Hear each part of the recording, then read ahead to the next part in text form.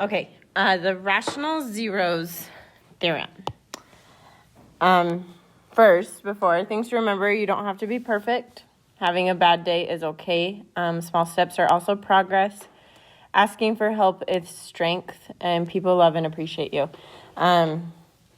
Mental health. Take care of yourselves. Remember these things, okay? So we've been going over like long division and graphing polynomials. So what if we are not given a linear factor and you can't factor it? So you can't use long division and you can't use synthetic. You can't factor it. This is where the rational zeros theorem comes in. So the rational zeros theorem can be used to determine all possible rational zeros of a polynomial function. And these are not all of the zeros. It is just the possible rational zeros. Now, rational means that it can be written as a fraction. Rational means it can be written as like P over Q. Okay, where those are numbers. Okay, so rational is any number. So like 1 is a rational number. 2/3 is a rational number. 7/9 is a rational number. We could even do negative. So like negative 13 seconds. That's a rational number. They can all be written as fractions. Okay. So this is what the rational zeros theorem says. If f of x is like a sub n of x to the nth power, blah, blah, blah, blah, blah, has integer coefficients. So that means all of these coefficients must be numbers. So integer is like a positive integer is a positive whole number. Okay. Then every rational zero of the function has the following form. So it's going to be a P over Q, where P is the factors of the last number, factors of the constant, and Q is going to be factors of the leading coefficient.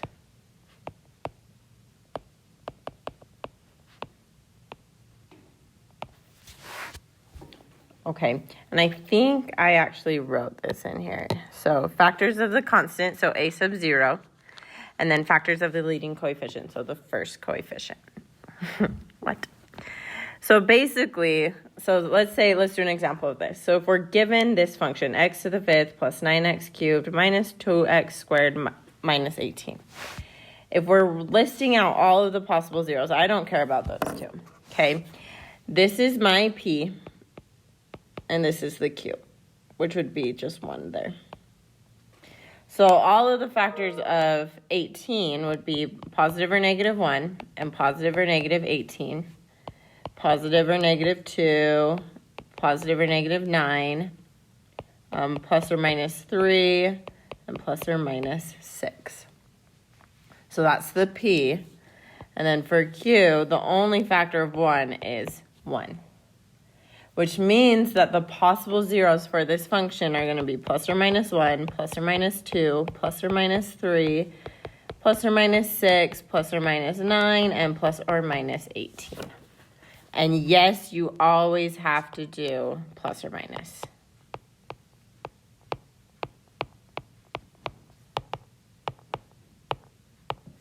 Okay. Let's see, I'm sure I did another one. Let's double check it. Perfect. Okay, let's do this one. So ignore the middle part. So P equals 16, Q equals 3. So the factors of 16 are 1 and 16, 2 and 8, and then 4 and 4, but we only have to write the 4 once. Factors of 3 are 1 and 3. So then my possible factors are going to be plus or minus 1, 2, 4, 8, and 16 over 1 and 3. So then we can divide those all by 1. So 1 divided by 1 is 1. 2 divided by 1 is 2. 4 divided by 1 is 4. 8 divided by 1 is 8. 16 divided by 1 is 16. Then we also divide them by 3. So I also get 1 divided by 3 is 1/3. 2 divided by 3 is 2/3. 4 divided by 3 is 4/3. 8 divided by 3 is 8/3. And 16 divided by 3 is 16/3. Okay. Now what? So once you're given these, this is where we're going to figure out which one works, and then we can go through and find the rest of them, okay? So the first step here, I lied. The first step is to see if you can factor it, okay? Always try to factor it if you can factor it. If you cannot factor it, then list all the possible rational zeros. Then we're going to test the zeros using synthetic substitution. And what we mean here is you want to get a 0. You want to get f of whatever number equals 0. Because remember, if it equals 0, that means it is a factor. Okay. And then once you find a 0, use the remainder to completely blah, blah, blah, blah, blah. Oh yeah, use the remainder to completely factor the polynomial and then find the zeros. Let's go through this, okay? So let's say we're given this function, x cubed plus 3x squared minus 6x minus 8. Well, I can't factor that. We could try and group it, but it's not going to work. So we're going to do the p over q, which is factors of 8 over factors of 1. So that's going to be plus or minus 1, 2, 4, and 8 over plus or minus 1, which is, that means the possible factors are 1, 2, 4, and 8. Okay, so I'm going to plug 1 in. Because that's just, I always plug the first one in. Plug 1 in and we get negative 10.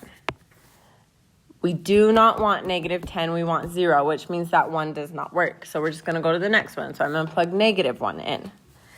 And if you go through that, and I literally plugged this exact thing into the calculator.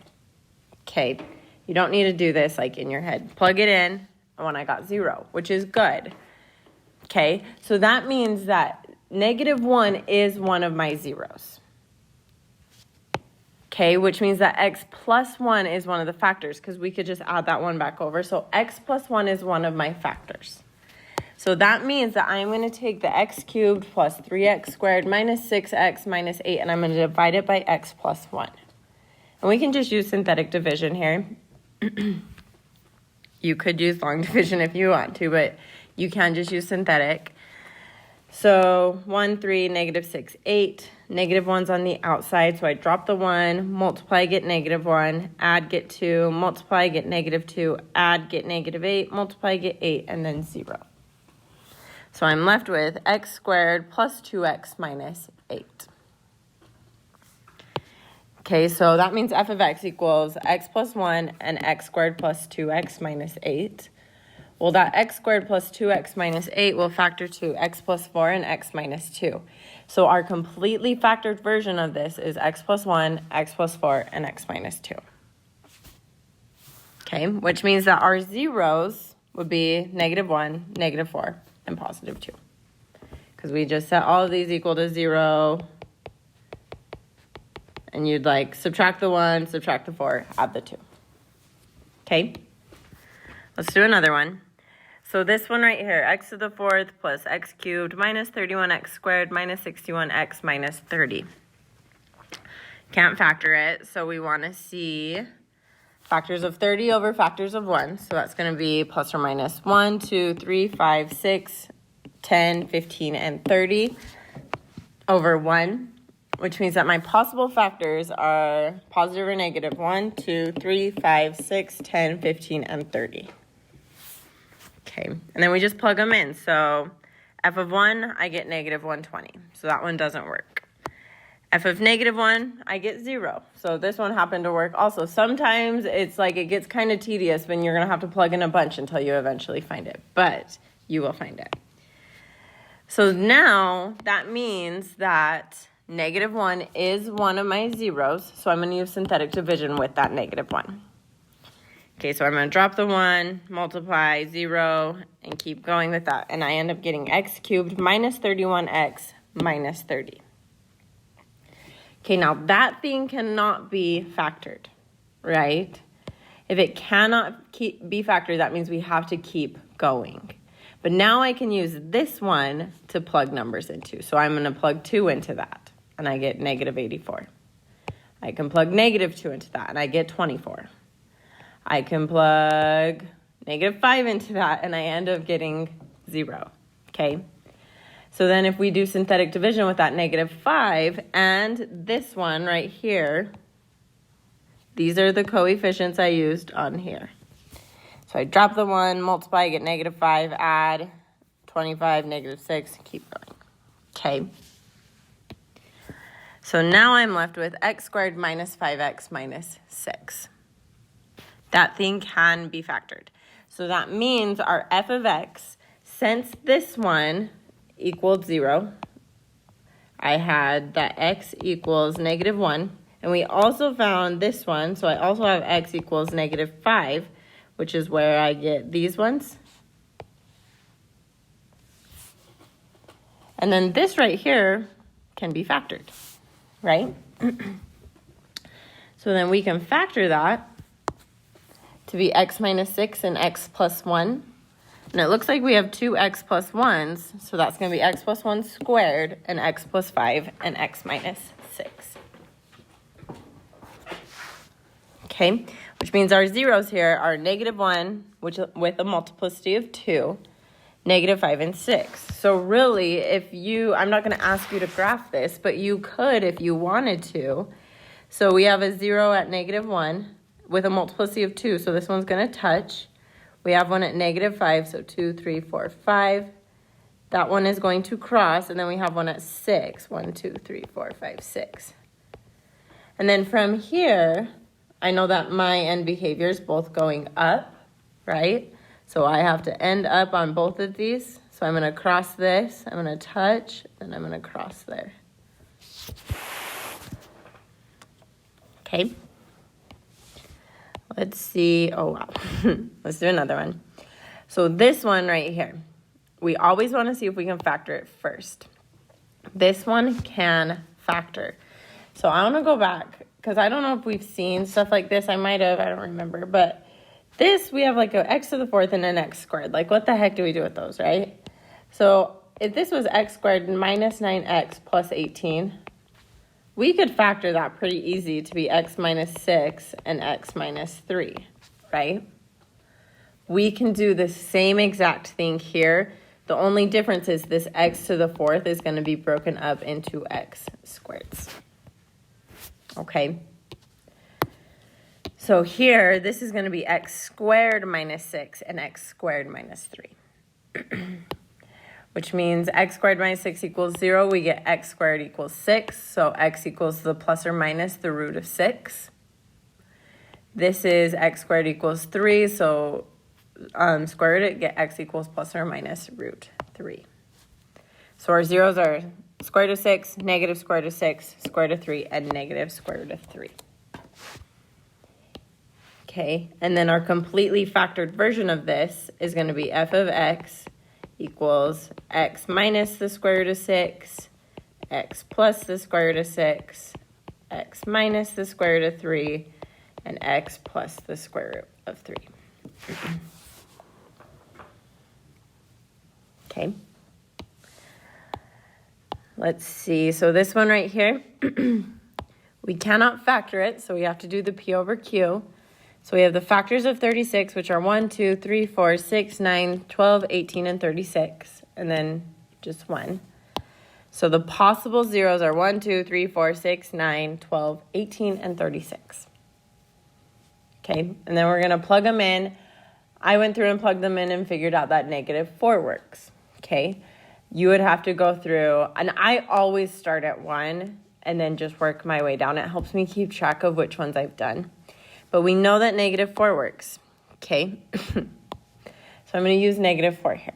So drop the 1, -4, -3, 12, -9, 36, 0. So you get x squared minus 3x minus 9. So our function becomes x plus 4 and x squared minus 3x minus 9. Well, that x squared minus 3x minus 9 cannot be factored, so we have to use the quadratic formula here. Remember, that's x equals negative b plus or minus the square root of b squared minus 4ac all over 2a. So that's going to be -3 plus or minus the square root of -3 squared minus 4 times 1 times -9 over 2 times 1, which is 3 plus or minus the square root of 45 over 2, which is 3 plus or minus 3 square roots of 5 over 2. So our zeros are x equals -4, 3 plus 3 square roots of 5 over 2, and 3 minus 3 square roots of 5 over 2. And then if I wanted to write this in like the completely linear factors here, we could, what we'd have to do, so here's our x from this one. But then if I set x equals 3 plus 3 square roots of 5 over 2, and I want to solve this to get it equal to 0, I'm going to start by multiplying by 2. So I get 2x equals 3 plus 3 square roots of 5, and then I'm going to subtract this over. So it's going to be 2x minus 3 square roots of 5. And then same thing here, except back up. I would never make you do something ugly like this. And really, the way we would do this, so we would just leave it as fractions. So I could break this up to be 3/2 plus 3 square roots of 5 over 2. So this would be x minus 3/2 minus 3 square roots of 5 over 2. Okay, and then we would do the same thing with this one. Okay, but I'm not going to make you do something ugly like that. If it asks, just leave it right here. Okay? And that's it. Okay, lady, love you, bye.